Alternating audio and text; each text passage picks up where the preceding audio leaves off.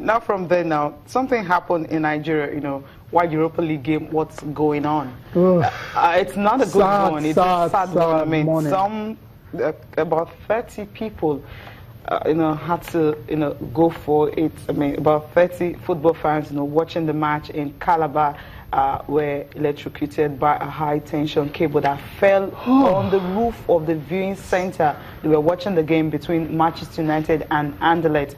It was via a satellite television, but an eyewitness who narrowly escaped, you know, death at the scene said he left the viewing center shortly after noticing a spark on the transformer. The spark happened at once, then people left, but they came back and they didn't know that there was going to be a second one, and that's the scene right there. You know, after medical team had come in to actually take away those that were injured. And they said the spark came from the transformer and the high tension was affected, so it fell on the roof of the viewing center where they were watching the game between United and Anderlecht. We'll listen to some of the eyewitnesses who recount how it happened last night at about 9:45 p.m. in Calabar. When this incident happened, I was sitting at the front seats. So when I saw the reflection from the transformer, I was the first person to run outside.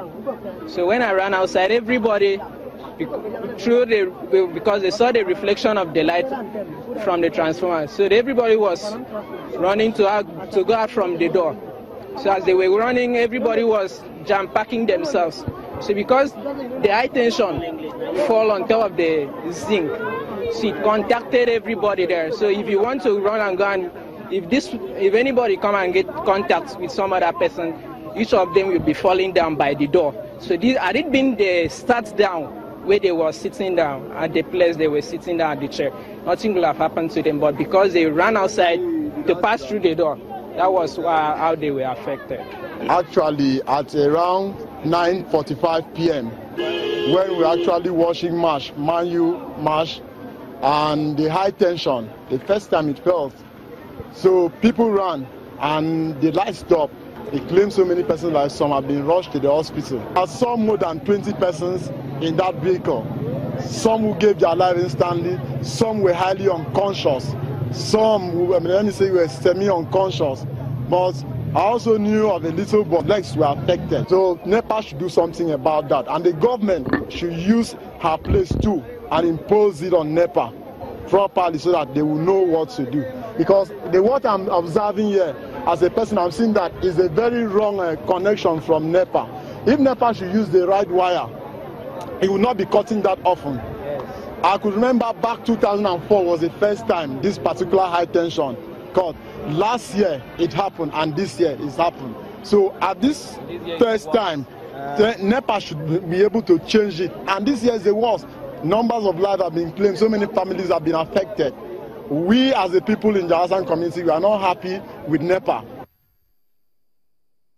Yeah, so many lives affected in that one. We hope the family will be able to bear the loss of 30. That's just too much, too many. On the night they felt they want to watch a game and celebrate with their team, but it just wasn't meant to be. Tragic. Another good one coming from Calabar this tragic morning. Ben. Tragic news. Tragic news. After hearing the emergency, breaking news that Ugo is gone, this one is even more another misery, coming to the Nigerian football fans who are always, at all times, passionate, especially the Calabar fans. You remember at a point it became the home of the Super Eagles. We were playing all our games there, and it's in the municipality which is close to the stadium. You can imagine the passion that the people are showing, and for 30 people, and still counting, because the police said they are going to come out with a real figure at the end of the day. We are not even sure very well yet about the number of people who have passed on. It's tragic, it's unfortunate, and like you actually said, Cecilia, we hope that God will grant the families of those who have departed the fortitude to bear the loss. Is something that's sad, and it's very, very saddening, and you almost want to cry on air. I think, Cecilia, you heard the eyewitnesses complaining about the location, the connection of the cable, and surely the authorities in charge, the whole, everybody are common duty of care to ensure that stuff like this never happens. Yeah, so, that's what they need to do. So obviously, they have to investigate this matter. Surely someone has got to pay for it. I mean, that's how it's done in, countries that work, really. I mean, this kind of things happen. Someone's got to pay for it. It should never happen because you owe everyone a common duty of care. But it is what it is now, Cecilia. Very, very sad. Football crazy fans that just wanted to go and enjoy themselves and then return home. Yeah, it wasn't a good one at all. We hope the government can just take the responsibility, see what they can, do about that. But then, talking about the Europa League itself now, before we go into details of that game, we'll listen to Jose Mourinho first. It was a blow to him. He won the game fine, but then two of his key players, Marcos Rojo and Zlatan, may be out till maybe middle of May. I want to wait, and I want to try to be optimistic, but I'm not. No, they cannot make miracles. They have injuries, and even with the crazy mentality, they cannot play Sunday. You know what I mean? There are no miracles. But with a special spirit, you can sooner than the expectable. So instead of come mid-May, you can come beginning of May. You know what I mean? This kind of acceleration of the process. And I think it's time for Jones and Smalling to be brave, to risk,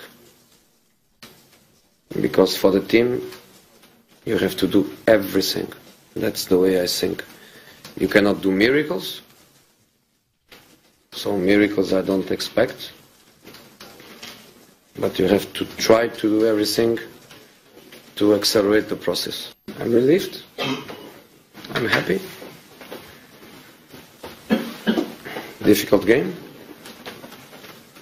difficult opponent, so I'm tired. I imagine the players are more tired than me, but we are in the draw tomorrow, and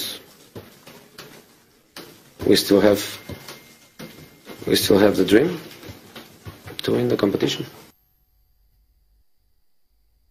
Well, Mourinho is relieved. He's tired, but he feels the players are more tired. But we'll get to it coming from some of the players now. They're really happy that they were able to make it to the semi-finals. Starting from the man of the match, everyone pushed to their limit, are pleased to progress to the next round. This is coming from Rashford, the man who stole the night. He played till the end of that game when Zlatan was a bit slow. Eric Bailey said it wasn't easy, but we make it to the semi-finals. That's what that's the most important thing. They are in the semi-finals again. It wasn't easy. It wasn't easy because they made it very hard for themselves by missing all those chances, and that's what United have been doing all season, very wasteful in front of goal. But bottom line is they're through to the semi-finals now, just one step away from getting to the final. Yes, bottom line is they are in the semi-finals. Nigerians have lost over 30 people because of this game, and because of that high tension cable that was poorly, created. I think it's about time that Jose Mourinho has no other option now but to go ahead and win this competition. Okay. Let's go on a very short break, and when we return, we'll look at the semi-final list that have gotten through to the last four of the Europa League, as well as what the papers are saying. Stay with us. I think it's not favorite. If it's one favorite, it's more Chelsea, because it's on the top of the table in Premier League, and the experienced player that they have, and the coach and the manager that they have. We are talking that the team that maybe in the last 5 years won European competition, World Cups, manager that won the league with Juventus in Italy. And I think it's more experienced team than us. But we are in a good momentum, hungry team, and to challenge now. It's true that we struggle a little bit to get a good result there, but we need to make Wembley our home, get that feeling. Good opportunity Saturday again to compete there, and because if we will move, next week the club decide and all happen in the way that we hope. In the season we will move there, and that moment is not excuse to play well and to performance in the way that we are performing now. 3 years ago when we signed here was I remember the first few press conference always was to try to you are asking how we can reduce the gap with the top four. That was the main problem that Tottenham had, and I think after nearly 3 years, not only we reduce the gap with the top four, if not we are fighting for the Premier League or win some title. That is in the position that we wanted to be, and I think we achieved that.